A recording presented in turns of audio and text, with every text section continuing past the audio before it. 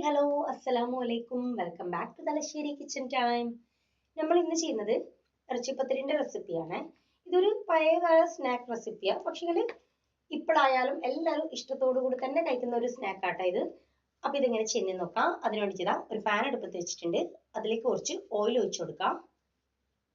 Oil ഒന്ന് ചൂടായി വന്നാൽ അതിലേക്ക് ഉള്ളി ചേർത്ത് കൊടുക്കാം.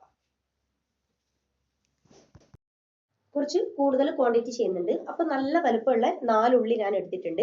4 ഉള്ളി ഞാൻ ചോപ്പ് ചെയ്തിട്ടാണ് എടുത്തത്. നിങ്ങൾക്ക് വേണമെങ്കിൽ ചോപ്പ് ചെയ്തിട്ട് എടുക്കാം, അല്ലെങ്കിൽ ചെറുതായിട്ട് അങ്ങനെ കട്ട് ചെയ്തിട്ട് എടുക്കാം. പിന്നെ അതിലേക്ക് ഒരു പച്ചമുളക് ചെറുതായിട്ട് കട്ട് ചെയ്തിട്ട് അങ്ങനെ ചേർത്ത് കൊടുക്കുന്നുണ്ട്. പച്ചമുളക് നിങ്ങളെ എരിവ് ബാലൻസ് ചെയ്തിട്ട് അങ്ങനെ ചേർത്ത് കൊടുക്കാം. പിന്നെ 1/2 ടീസ്പൂണ് വെളുത്തുള്ളി ജസ്റ്റ് ഒന്ന് ചതച്ചിട്ട് ചേർത്ത് കൊടുക്കുന്നുണ്ട്. പിന്നെ അതിലേക്ക് അതിനാവശ്യമായിട്ടുള്ള ഉപ്പ് ചേർത്ത് കൊടുക്കാം. ഈ ഉള്ളിക്ക് ആവശ്യമായിട്ടുള്ള ഉപ്പ് ചേർത്ത് കൊടുക്കാം. എന്നിട്ട് നല്ലോണം തന്നെ ഒന്ന് മിക്സ് ചെയ്ത് കൊടുക്കാം. ഈ ഉള്ളി നമുക്കൊന്ന് വാട്ടിയെടുക്കണം. അങ്ങനെ ഫൈനായിട്ട് വാടണമെന്നില്ല, ചെറിയ രീതിയിൽ ഒന്ന് വാട്ടിയെടുത്താൽ മതി. അപ്പൊ ഇതാ പിന്നെ അതിലേക്ക് കുറച്ച് കറിവേപ്പില കൈ കൊണ്ടൊന്ന് കട്ട് ചെയ്തിട്ട് അങ്ങനെ ഇട്ട് കൊടുക്കുന്നുണ്ട്.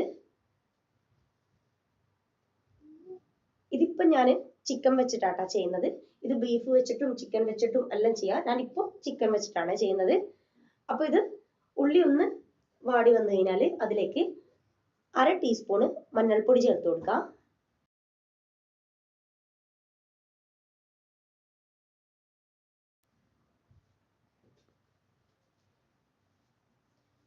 പിന്നെ അതിലേക്ക് 1 ടീസ്പൂണ് മുളക് പൊടി ചേർത്ത് കൊടുക്കാം.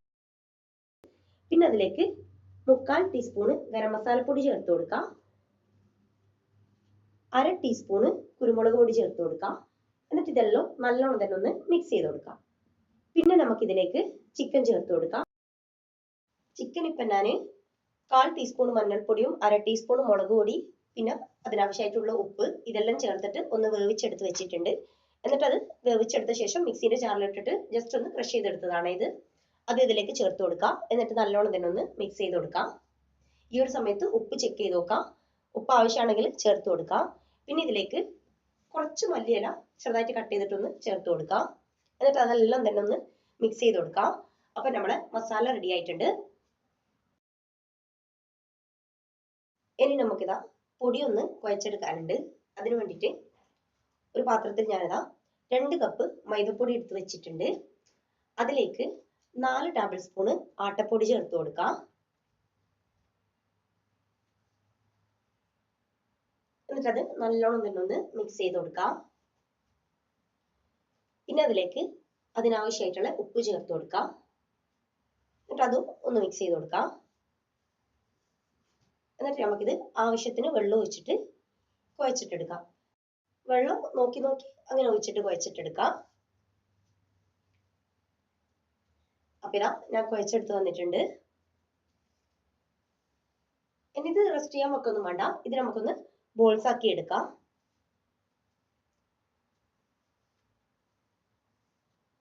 അപ്പൊ ഇതാ ഞാൻ ഈ ഒരു രീതിയിൽ ബോൾസ് ആക്കി എടുക്കുന്നുണ്ട്. പിന്നെ നിങ്ങൾ ഈ വീഡിയോ കണ്ടുകൊണ്ടിരിക്കുന്ന സമയത്ത് നിങ്ങൾക്ക് ഈ വീഡിയോ ഇഷ്ടമാണെങ്കിൽ ഒന്ന് ലൈക്ക് ചെയ്യുക. ചാനൽ ഇഷ്ടമാണെങ്കിൽ ഒന്ന് സബ്സ്ക്രൈബ് ചെയ്ത് സപ്പോർട്ട് ചെയ്യുക. തൊട്ടടുത്തുള്ള ബെല്ലൈക്കണും കൂടി ഒന്ന് പ്രസ് ചെയ്യുക. എങ്കിൽ മാത്രമേ ഇനി ഞാൻ വീഡിയോസ് ഇടുന്ന സമയത്ത് നിങ്ങൾക്ക് നോട്ടിഫിക്കേഷൻ കിട്ടുള്ളൂ. അപ്പൊ ഇതാ എല്ലാം ഞാൻ ബോൾസ് ആക്കി എടുത്തിട്ടുണ്ട്. ഇനി ഇതാ അതിൽ നിന്ന് ഒരു ബോൾ ഞാൻ എടുത്തിട്ടുണ്ട്. ഈ ഒരു രീതിയിൽ ഒന്ന് പരത്തി കൊടുക്കാനേ കുറച്ച് മൈദപ്പൊടി ഇട്ട് കൊടുത്തിട്ടുണ്ട് കൗണ്ടർ ടോപ്പില്. എന്നിട്ട് ഇതൊന്ന് പരത്തിയെടുക്കാം. അപ്പൊ ഇതാ ഈ ഒരു വലുപ്പത്തിലാട്ടോ ഞാൻ പരത്തിയെടുത്തത്.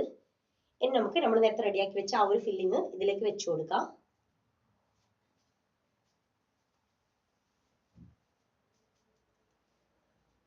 ഫില്ലിങ് 2 സൈഡിലായിട്ട് അങ്ങനെ വെക്കാം. ഫില്ലിങ് എല്ലാം നിങ്ങളുടെ ഇഷ്ടത്തിനനുസരിച്ചിട്ട് കൂടുതൽ വെക്കണം എന്നുള്ള ആൾക്കാർക്ക് അങ്ങനെ വെക്കാം, കുറച്ച് വെച്ചാൽ മതി എന്നുള്ളവർക്കാണെങ്കിൽ അങ്ങനെ വെക്കാം. അപ്പൊ ഇതാ 2 സൈഡിലായിട്ട് ഇങ്ങനെ ഫില്ലിങ് വെച്ചു കൊടുക്കാം. എന്നിട്ട് ഒരു സൈഡിൽ നിന്ന് ഈ ഒരു രീതിയിൽ നമുക്കൊന്ന് അതൊന്ന് ക്ലോസ് ചെയ്ത് കൊടുക്കാം. എന്നിട്ട് ജസ്റ്റ് ഒന്ന് കൈവച്ചിട്ട് തന്നെ ആ അറ്റത്തെല്ലാം ഒന്ന് ഇങ്ങനെ ഒന്ന് ഒട്ടിച്ചു കൊടുക്കാം. സെൻറ്ററിലും ഇങ്ങനെ ഒന്ന് കൈവച്ചിട്ടൊന്ന് ഒട്ടിച്ചു കൊടുക്കാം. എന്നിട്ട് ഇതാ ഈ ഒരു രീതിയിൽ ഞാൻ ഇങ്ങനെ കട്ടർ യൂസ് ചെയ്തിട്ടാട്ടോ ഇതൊന്ന് കട്ട് ചെയ്തെടുക്കുന്നത്. അപ്പൊ ഇതാ സൈഡിൽ നിന്ന് ഇങ്ങനെ ഒന്ന് ഈ വീഡിയോ കാണുന്ന രീതിയിൽ ഒന്ന് കട്ട് ചെയ്ത് കൊടുക്കാം. ഒന്ന് സെന്റർ ഒന്നിങ്ങനെ ഒന്ന് കട്ട് ചെയ്ത് കൊടുക്കാം.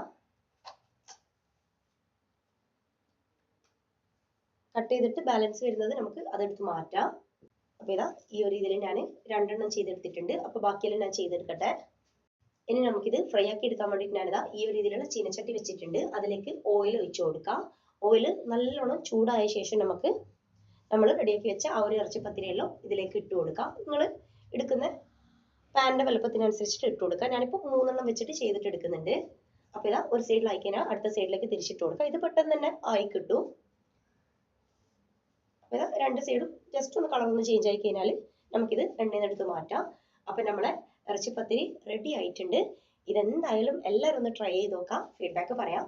പിന്നെ ഈ വീഡിയോ ഹെൽപ്പ് ആകും എന്നുള്ളവർക്കൊന്ന് ഷെയർ ചെയ്ത് കൊടുക്കാം. അപ്പൊ ഇൻഷാ അല്ലാഹ് വേറെ വീഡിയോ ആയിട്ട് കാണാം.